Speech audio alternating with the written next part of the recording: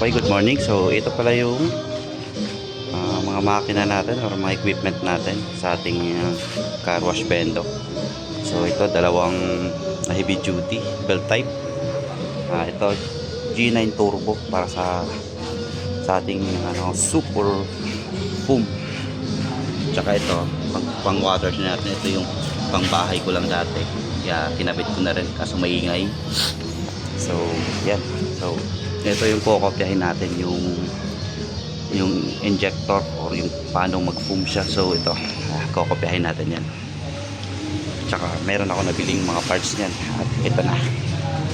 Ito po yung mga parts na nabili ko. Yung nabibili sa Shopee. Ito. Yun.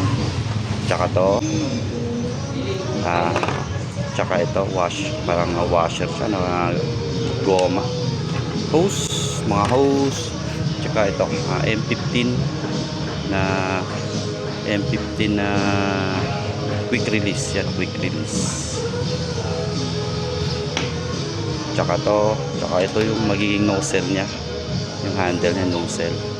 Tsaka to kailangan din natin to pang control valve, control switch para sa ating para sa ating sabon. Okay, thank you.